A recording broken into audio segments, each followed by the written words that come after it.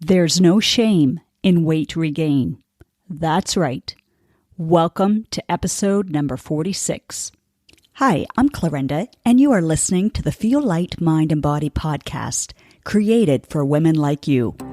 Women who are experiencing success in so many areas of life, but are struggling with weight loss, stress eating, and decreased energy. Losing weight can feel hard, heavy, and restrictive. That's why every week I will be offering you a different perspective, tips, encouragement, and a unique approach so that you can feel lighter in your mind and body rather than feeling deprived, frustrated, or discouraged. What if you could feel free, yet in control around food for the rest of your life? What if you could enjoy your experience of losing weight and getting healthier? You absolutely can. You're in the right place. Take this time for yourself and let's dive in. There's no shame in weight regain. Most likely, 8 out of 10 of you listening have at some point experienced the success of losing weight and feeling and looking great. You felt like this time it was different, and you said you never wanted to go back to your old weight, and yet slowly you can feel the pants getting tighter as the old habits creep back in. Maybe you've only gained back 15 of the 40 pounds lost. But as Lisa realized in last week's episode, she was judging herself more than she thought. Without that realization, she wouldn't have been able to change her thinking. Instead, she would have continued in her efforting and feeling frustrated at the slower results. And as promised in last week's episode, number 45, which I highly recommend you listen to, I want to touch on the shame and blame feelings that commonly accompany weight regain. It can look different for everyone, but the commonality is it does not feel good. You're disappointed, and your brain is making it mean all kinds of things about you and your ability to keep weight off and more.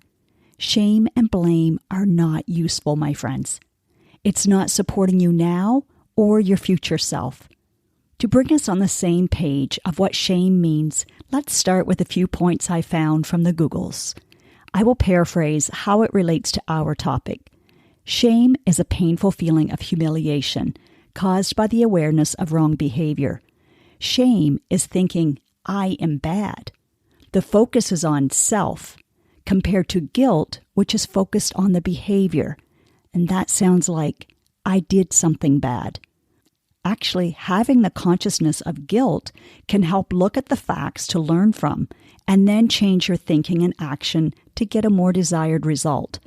Of course, this refers to a healthy guilt, not an unhealthy guilt, which is another subject on its own. So if you're familiar with Brené Brown and her research on shame, you may recall her saying that shame loses its power when we shine a light on it. That's exactly what we're going to do today. So let's keep going. Are you in? There are many reasons why you may have gained weight back.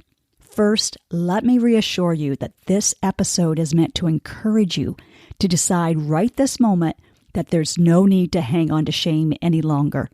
Like you can simply decide right now to let that thought go because that's all it is, a thought. A sentence in your mind that you don't have to keep believing. We're going to shine some light on it, not in judgment, but to help you get curious and honestly explore what you think changed in your thinking that led to different actions. Whatever comes up, it's okay. By the end of this episode, if you explore every possibility I mention and additional ones that may pop up in your mind in response to another example, you'll gain some clarity. Keep in mind, it's not consumption that creates clarity. Consuming without action leads to overwhelm. We gain clarity through actions. Our action work today involves exploring thoughts, feelings, and actions that recreated your old results and why you think you reverted to the past default mode. I'm going to make it super easy by starting with the scientific fact that the primitive part of your brain likes what's familiar. It equates familiarity with safety. It also likes to conserve energy. So, of course, going back to your old habits requires less effort. A common example is finishing off a bag of chips. Ever felt like you were on autopilot and suddenly the bag was empty? I have many times. The primitive part of our brains also seeks pleasure. Well, food and drinks are an easy and readily available source to go to. This fact applies to all humans, so shame doesn't belong here. Agree? For those who haven't experienced the Feel Light Mind and Body course yet, know that this program isn't a traditional approach that simply focuses on weight loss actions. In the course, every video in every module has been strategically placed to walk you through step by step in anticipation of what you need for the next challenge or obstacle. Life is full of these, and that's why it's so valuable to have coaching support as you navigate this healthier lifestyle change. Yes, even when you're dealing with some stressful situations. I wouldn't be here today, able to help you, if I had waited until my stressors were behind me. Investing in support for myself helped me show up in an empowering way that I couldn't have imagined being able to do so 10 to 12 years ago. Some of you listening may have experienced the program and felt amazing while actively practicing the principles, but then slowly slid back to the old habits. It's okay. Maybe there was more to be done. I know I've received messages from past Feel Light members who said, I skipped over some of the guides, or I partly answered some, but I was losing weight, so thought I was good. I didn't think I needed it. Some things I didn't know how to answer and never bothered asking for coaching on it, as I was still doing well. I didn't really buy in on the importance of the mindset component. So I get it. And hey, all of this is simply good to know. We gravitate to what is most familiar. It's common to drift back to the traditional way of losing weight because simply changing our actions will give us results as long as everything is going smoothly. But without the other part of the work, you won't gain the skill set to deal with the emotional piece. And even then, it takes practice, support, and guidance. When we stay connected in a community of others working on similar goals, it keeps it top of mind and we stay encouraged and motivated. Or perhaps whatever way you lost weight was too restrictive for you or was done in a way that you didn't want to continue for the rest of your life. I don't recommend that. Regardless of the reason, be kind and let go of any shame emotion or thought that comes up. There's nothing wrong with you. You might say, but I knew what I was doing and I just didn't care. That is still not a reason to feel shame. It's simply great information. So you can be honest with yourself and ask what's really going on. So right now, or at the end, try asking, is there something I'm scared of? Why do I self-sabotage? Is there something I'm avoiding? How can I be more self-aware? What or who can support me in figuring this out? Notice my tone is curious, not impatient or judgmental. So when you ask yourself those questions, maybe ask them out loud and pay attention to your tone. If you haven't listened yet to the podcast, How Not to Quit 3 Feet from Gold, number 35, that is another great one to encourage you as you hear Wanda's aha moment in a coaching session. So if you went through my program, it's common to not realize the value of taking the time to complete the guide sheets and practice using those tools. It's easy to get caught up in the high beginning energy, especially as you see the weight start to drop, simply by resetting your hunger hormones. So give yourself a break. Know that you will not be met with any judgment from me as your coach and friend if you decide to join us on October 23rd. You aren't the only one who thought the other tools weren't necessary because you were sailing through and it felt different from past attempts. And guess what? I know I've often had to come back to things that I thought were just a bonus and not really necessary. I've skipped some steps and still got results. But in hindsight, I've realized why the skipped steps would have been effective for longevity. I'm an independent thinker, so instead of feeling shame and blame, and I've had my share of those low vibration feelings, but now I refocus and say, okay, now I know, let's go. In doing so, I've also figured out the sustainable weight loss plan that works and encompasses way more than simply what you put in your mouth. As I shared with Lisa in last week's episode titled, The Secret of Getting Out of Frustration from Doing So Well, Then Giving Up. Once you get clarity and awareness of your old pattern of thinking, You can catch it and redirect it as many times as needed until it becomes your new default mode. That takes time, practice, patience, and compassion. Coaching and community support make the process more consistent as it decreases the amount of time wasted between being on plan and stopping. To make this a long-term lifestyle, it does take time to integrate it as part of our healthier identity. One of the videos in the course explores who you want to practice being until the words simply roll off your tongue or run through your mind.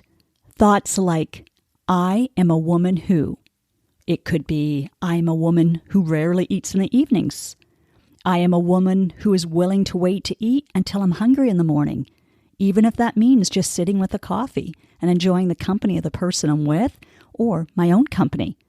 I am a woman who's actually more present and connected, and now that feels better than eating just because it's 7 a.m. As we wrap this up, know that your brain will revert to old diet programming. It's what it does. It's not your fault. The great news is you can consciously choose differently. This often comes up in our group coaching sessions, so I'm able to redirect their thinking back to the Feel Light Mind and Body approach, which feels so much better and lighter.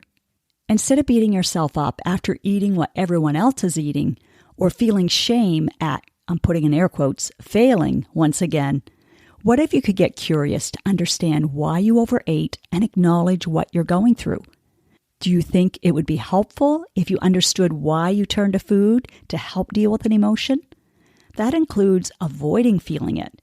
Some describe it as an escape, zoning out, or using food to evoke a better feeling emotion.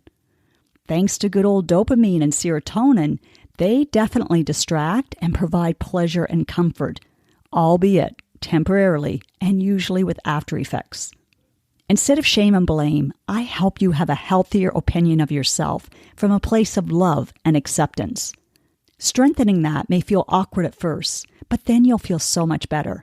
You'll feel more ease and peace within. When we love and accept ourselves exactly how we are now, that doesn't mean we want to stay the same. If we're really honest, we want to take care of our future self now so that we don't have to depend on someone else to take care of us later. We don't want to miss out on activities and adventures. Carrying around extra weight mentally and physically slows us down or takes us out of the experience of living life to its fullest.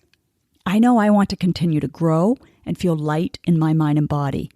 I want you to be encouraged that from a place of self-acceptance, you can create a healthier, freer version of yourself. If you decide to work with me in this next season, know that you can come just as you are. You don't have to change anything ahead of time. It's not a cookie-cutter approach. You get to decide with guidance how you want to feel and look, not just when you reach your goal. No, we celebrate the little wins and feel all the feels on this empowering journey together. I encourage you not to fail ahead of time by not giving yourself another opportunity. You're not the same person you were before, whether you realize that or not. We are either growing or slowly moving backward, even though we might think we're at a standstill. So, I'm going to add 2 links to the description, and depending on when you're listening to this, there may still be availability. First, if you want to feel more hope and strengthen your belief that you can lose weight in a sustainable way, then definitely reserve your seat for the free Masterclass, 3 Myths Holding You Back from Feeling Lighter. You aren't on camera and no one can see your name.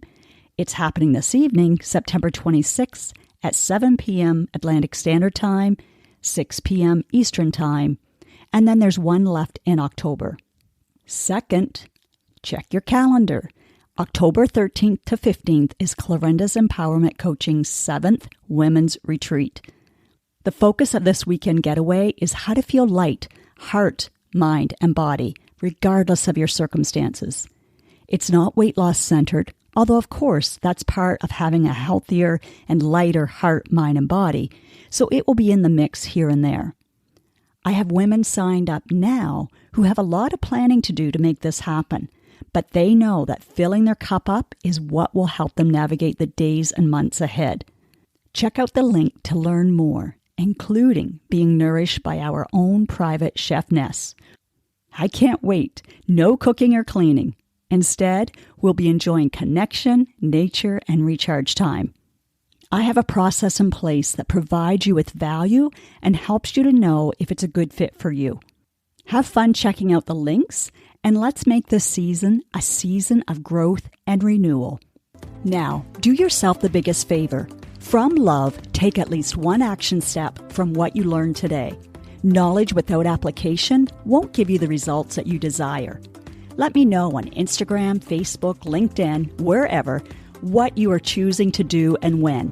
And yes, please leave a podcast review wherever you are listening to this. When people read your words and can see themselves in them, then you are contributing to women empowering other women. And that feels amazing. You just might change or save a life today.